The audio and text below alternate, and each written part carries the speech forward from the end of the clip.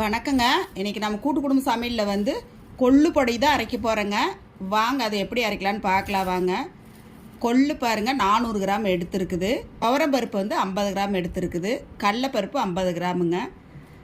காரத்துக்கு தேவையான வரமிளகா வந்து ஒரு 10 மிளகா எடுத்துருக்குதுங்க. பெருங்காயத்தூள், உப்புங்க. இது தேவையானது இவ்வளோதானுங்க. கருவேப்பிலை வந்து ஒரு கொத்து எடுத்துருக்குதுங்க. இதெல்லாம் வந்து நல்லா வந்து பொன்னிறமாக வறுத்து எடுத்துருக்குது பாருங்கள். நல்லா வந்து பொன்னிறமாக நல்லா வறுத்து கருவிடக்கூடாதுங்க. நல்லா இந்த மாதிரி வறுத்து எடுத்துருக்குது கொள்ளை.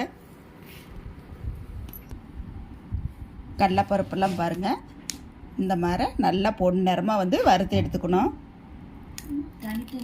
வந்து தனித்தனியாக வந்து வறுத்து எடுத்துக்கணுங்க. கடைசியில் அந்த சட்டி சூட்லேயே வந்து பெருங்காயத்தூளும் வந்து வறுத்து எடுத்துக்கணுங்க. உப்பும் வந்து வறுத்து எடுத்துக்கணுங்க. எல்லாமே வந்து வறுத்து தான் எடுத்து போடணுங்க. வறுத்து எடுத்து ஆற வச்சுருக்குது பாருங்கள். இது வந்து மிக்சி ஜாரில் வந்து அரைச்சி காட்டணுங்க. உங்களுக்கு இந்த கொள்ளு பொடி அவ்வளோ நல்லதுங்க உடம்புக்கு. இட்லி, தோசை எல்லாத்துக்கும் வந்து நல்லா இருக்குங்க. கொஞ்சம் தேங்காய் எண்ணெய் ஊற்றி சாப்பிட்டோம்னா அவ்வளோ சூப்பராக நல்லா இருக்குங்க.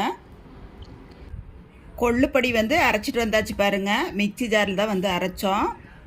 மிக்சியில் போட்டு அரைச்சிக்கலாம். ஏன்னா கொஞ்சமாக தானே நம்ம அரைக்கிறோம். அவ்வளோ நல்லா டேஸ்ட்டாக இருக்குதுங்க.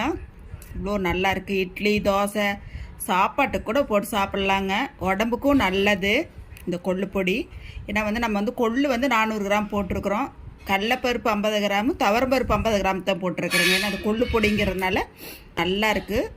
நல்லா தேங்காய் எண்ணெய் ஊற்றிங்க இட்லி, தோசைக்கு வச்சு சாப்பிட்டோம்னா செம சூப்பராக இருக்கும். எல்லோரும் வாங்க இந்த கொள்ளு பொடியை வச்சு சூப்பராக இட்லி வச்சு சாப்பிட்லாம் வாங்க. நீங்களும் உங்கள் வீட்டில் இந்த மாதிரி செஞ்சு சாப்பிட்டு பார்த்துட்டு எப்படிக்குன்னு சொல்லுங்கள். எங்கள் வீடியோ பிடிச்சிருந்தா லைக் பண்ணி ஷேர் பண்ணுங்கள். நன்றிங்க.